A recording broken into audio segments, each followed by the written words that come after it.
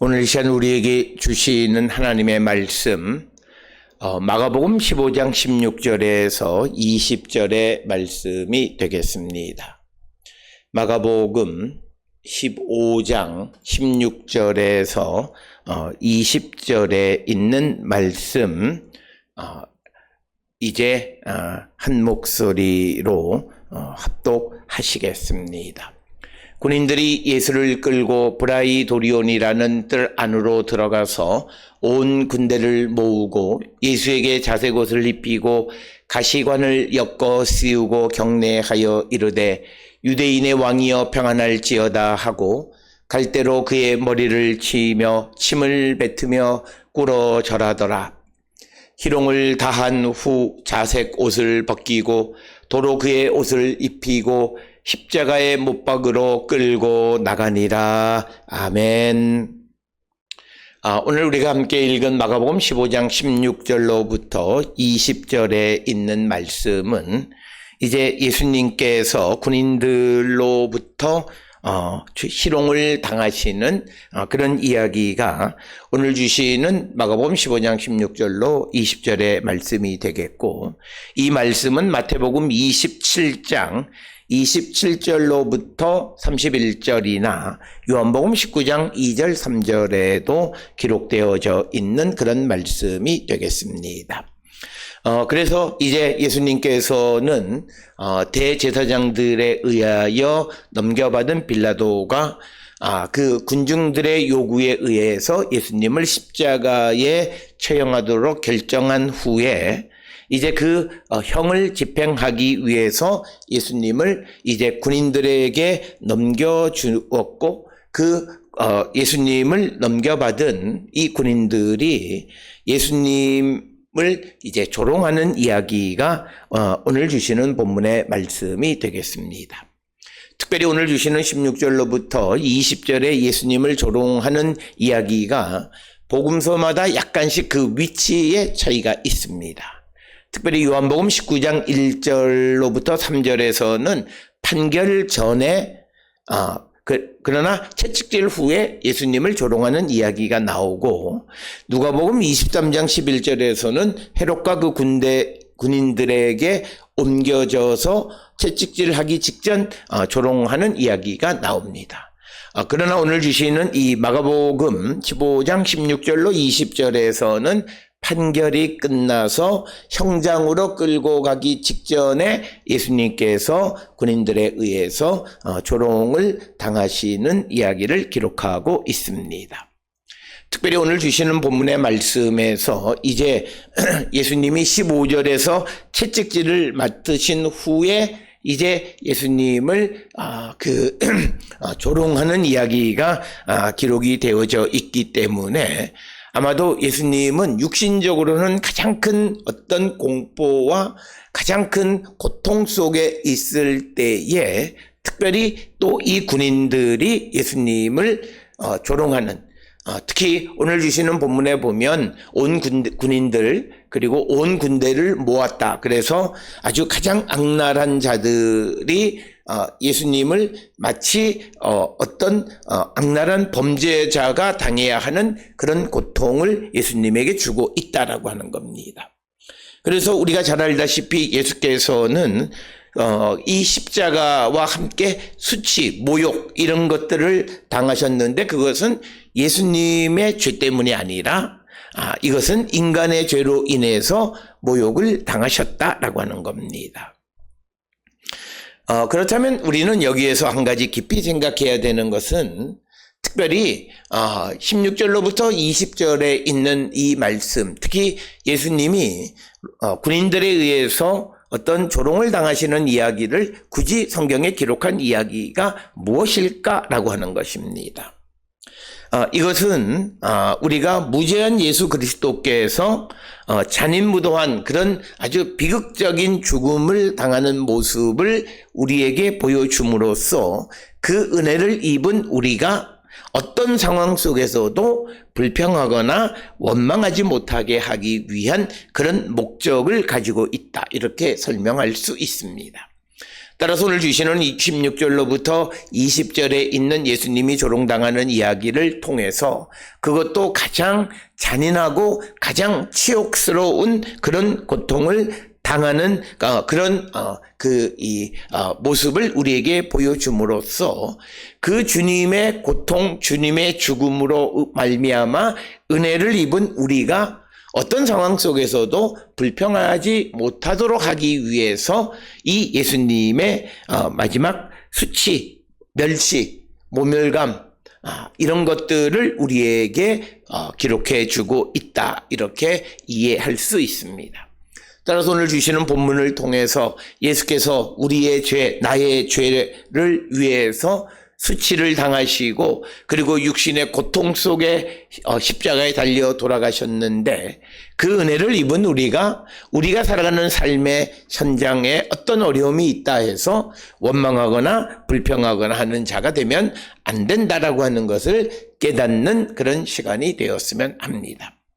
우리는 예수님이 이런 고통 속에서 우리를 구원해 주시는데 그럼에도 불구하고 우리는 우리가 세상을 살아가는데 작은 어려움이나 또는 내가 하는 일들이 내 뜻대로 되어지지 않는 여러 가지 어려운 상황 속에서 곧잘 원망하거나 또는 우리가 불평하는 경우들이 많이 있는 그 모습이 바람직하지 않다라고 하는 것을 깨닫고 이제 예수님이 이제 십자가를 지시기 직전 군인들에 의해서 조롱당하시고 또 모진 육체의 고통을 당하시는 이 일련의 과정을 통해서 우리는 어떤 상황 속에서도 불평하거나 원망하지 않는 그런 삶을 살기로 결단하는 그런 자들이 되어야 합니다.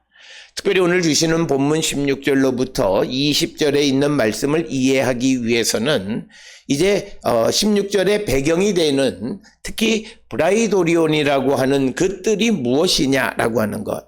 이것은 브라이도리온이라고 하는 뜰 안이라고 하는 것은 예루살렘에 있는 총독 관저 뜰을 의미하는 것입니다.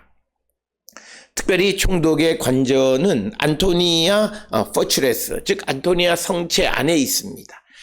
지난 시간에도 말씀을 드렸습니다만 빌라도 총독은 평시에는 가이사랴, 지중해 연안에 있는 텔아비브 북쪽에 있는 가이사랴에 위치하고 있습니다. 그러나 유대인들의 명절이나 특별한 일이 있을 때에는 군대를 데리고 예루살렘에 와서 주둔하면서 안토니아 성체에 있는 관저에 머무르게 되는데 그 관저의 앞뜰을 브라이도리온이다 이렇게 부릅니다. 그러면서 그 예수님을 그 총독의 관저 예루살렘 관저 안으로 끌고 가서 온 군대를 모았다. 군인들이 온 군대를 모았다. 여기서 말하는 군인들은 로마 군인을 의미합니다. 왜냐하면 만약 여기에 유대인으로서 징집당한 군인이 있었다면 이들은 유월절을 지킬 수 없기 때문에 지금 이 현장에 있을 수 없습니다. 그래서 지금 오늘 주시는 이 본문의 말씀에 등장하는 군인은 로마 군대의 군인으로서 로마 사람들이거나 혹은 주변에 있는 이방 사람들로 징집된 자들이다 라고 하는 것을 우리는 기억하셔야 합니다. 그래서 이 군대는 이 지금 적어도 이 6월절이 시작되어지는 이때에 그 총독의 관저 안뜰에 들어갈 수 있는 군인은 이방인 군인들이지 유대인은 없다라고 하는 것을 기억하셔야 됩니다.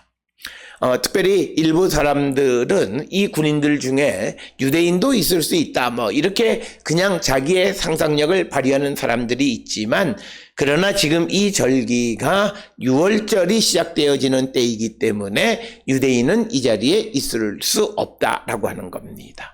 특별히 우리가 이것은 예수님을 잡아온 끌고 왔던 대제사장과 일련의 무리들이 예수님을 빌라도에게 넘겨줄 때 그 관저 안으로 들어가지 않는다라고 하는 것과 밀접한 관련이 있습니다. 왜냐하면 이방인이 거주하는 곳에 들어가게 되면 그 대제사장과 유대인들이 자기를 더럽혔기 때문에 유월절을 지킬 수 없습니다. 그렇기 때문에 그들은 그 경계 안으로 들어가지 않고 예수님을 넘겨주었다. 이것을 우리가 보는 것처럼 오늘 주시는 이 본문의 군인들이 브라이도리온이라는 뜰 안으로 들어갔다라고 하는 것은 이 군인들의 이 구성원에는 유대인은 한 사람도 없다. 이렇게 이해할 수 있습니다. 그래서 오늘 주시는 이 군대의 군인들은 온전한 로마 시민은 아닐지라도 친로마적 성향을 가지고 있는 그런 자들이었고, 우리가 사도행전 10장 1절에 보게 되면 이달리아 대대라고 하는 것이 유다 지역에 주둔하고 있었다라고 하는 것을 기록하고 있습니다. 그래서 이탈리아 출신으로서 이들은 라틴 권리라고 하는 그 반 정도의 시민권을 가지고 있는 그런 사람들이고, 이들은 장기 복무하고 있는 군인들로서 팔레스틴 현지에 있는 사람들이고, 그렇기 때문에 이들은 오랜 외국 생활 속에서 매우 난폭해져 있는 그런 사람들이었다라고 하는 겁니다. 그래서 이 군인들의 성품, 이 군인들의 특성을 이해하는 것은 이제 이어지는 17, 18, 19절에 있는 예수님이 당하시는 모멸과 밀접한 관련이 있다라고 하는 겁니다. 자, 그래서 오늘 주시는 본문 군인은 로마 군대의 군인으로서 이 군인 안에는 유대인은 한 사람도 없다. 왜냐하면 만약 유대인이 있다면 그는 유월절을 지킬 수가 없기 때문에 유대인은 이 군대에 빠져 있다라고 하는 것을 우리가 기억하셔야 되겠고, 그래서 이제 17절에 보게 되면 이들이 예수에게 자색옷을 입히고 가시관을 엮어 씌우고 경례하여 이르되 유대인의 왕이여 평안할지어다 하고 갈대로 그의 머리를 치며 침뱉고 꿇어 절하더라. 그래서 오늘 주시는 17, 18, 19절은 아주 하나의 세트로서 로마 군인들이 예수님을 조롱하는 이야기가 오늘 주시는 말씀이 되겠습니다. 특별히 15절에서 예수님이 채찍질을 태형을 당하셨기 때문에 육신이 매우 고통 속에 있는데, 거기에다가 예수님에게 이제 정신적으로도 조롱하고, 특별히 오늘 주시는 18절에 보면 유대인의 왕이여, 예수께서 내가 유대인의 왕이라고 하는 것을 인정하신 것은 세상을 구원하는 메시아라고 하는 거죠. 그런데 이 군인들은 어떤 이 반란군의 유대인의 왕으로, 정치적인 왕으로 그렇게 이해하고 있었습니다. 그렇기 때문에 오늘 주시는 이 군인들이 예수님을 유대인의 왕이여라고 말한 것은 정치적 의미로 유대인의 왕이여라고 깨닫고 이해하고 말했기 때문에 이들이 이 말을 할 때에 예수님에 대해서는 강한 적대감을 가지고 있었다는 거죠.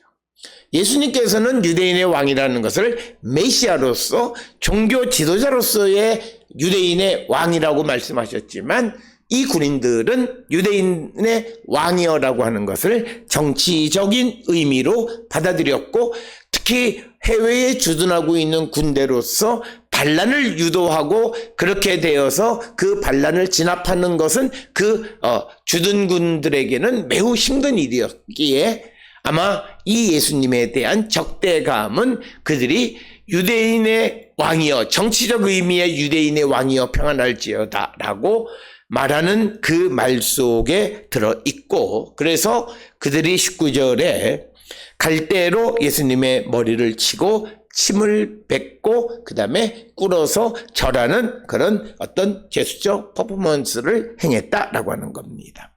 특별히 침을 뱉었다라고 하는 것은 경멸적으로 조롱하는 그런 행동이 되겠습니다. 특별히 오늘 주시는 본문의 말씀에서 예수님에게 자색옷, 그 다음에 가시관을 엮어 씌웠다라고 하는 것은 일반적으로 로마 제국에서 봉신 왕들에게 붉은색 옷과 금관을 하사합니다. 그래서 지금 18절에 유대인의 왕이다, 이렇게 말했으니까 네가 스스로 왕이라 그러면 그 예수님에게 그 분봉 왕들이 입는 자색 옷을 입히고 그 다음에 금관 대신에 가시관을 엮어서 씌우고 그러면서 유대인의 왕이여 이렇게 말함으로써 예수님을 모욕하는 것이 오늘 주시는 본문의 말씀이고 자주색 옷과 그 다음에 가시관을 쓴 것은 로마 시대 때의 분봉왕을 상징하는 그것을 예수님에게 입혔다라고 하는 겁니다. 오늘 주시는 본문 17, 18, 19절에서 단지 예수님을 유대인의 왕이여 이렇게 말하는 것은 앞에서도 말씀을 드렸듯이 예수님은 정치적인 의미가 아니라 종교적인 의미로 세상을 구원하는 메시아로서의 유대인의 왕이여라고 왕이라고 말씀하셨지만 빌라도뿐만 아니라 로마 군인들은 정치적 의미의 유대인의 왕으로 이해를 했다라고 하는 겁니다. 그래서 몰 이해뿐만 아니라 특별히 오늘 주시는 17, 18, 19절에서는 세상을 구원하기 위해서 이 땅에 오신 메시아, 이 땅에 오신 왕이신 예수께서 그 존재가 사람들에 의해서 즉 로마 군인으로 대변되어지는 세상에 의해서 조롱당하는 모습을 우리에게 보여주는 것이 17, 18, 19절의 말씀이 되겠습니다. 따라서 우리가 예수를 믿는다라고 하는 것, 예수님의 말씀대로 세상을 살아갈 때 우리가 세상으로부터 조롱당하는 것은 예수님의 조롱을 당하는 것을 통해서 예수님의 존재가 부인당하고 그리고 예수님의 존재를 조롱하는 당시 예수님을 보았던 로마 군인들이나 대제사장들과 일반 유대인들의 모습 속에서 우리는 찾아볼 수 있습니다.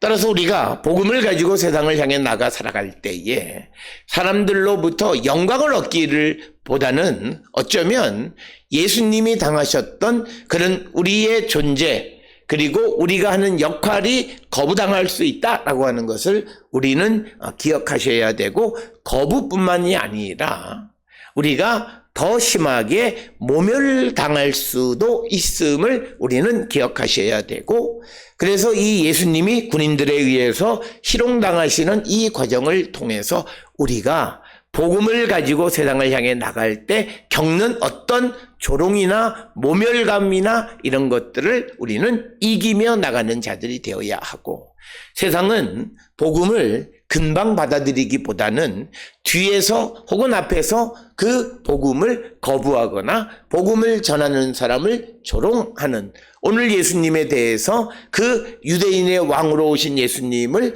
메시아로 오신 예수님을 인정하지 않고 예수님을 갈대의 머리로 치면서 침을 뱉는 이런 비아냥거리는 모습이 오늘 우리가 살고 있는 이 시대에도 동일한 그런 상황에 처해 있음을 보여줌으로써 예수께서 세상에 오셔서 인정받지 못하고 조롱당하고 또 모멸을 당하시는 것을 통해서 우리도 세상을 살아가며 복음을 들고 세상을 향해 나갔을 때 우리가 겪는 여러 가지 고난이나 환난, 역경 이런 것들을 우리는 잘 인내하는 자들이 되어야 함을 우리에게 가르쳐 주는 것이 오늘 주시는 16절로부터 20절에 예수님께서 이제 로마 군인들에 의해서 그 조롱을 당하시는 모습 속에서 우리에게 그 메시지를 전달해 주고 있습니다.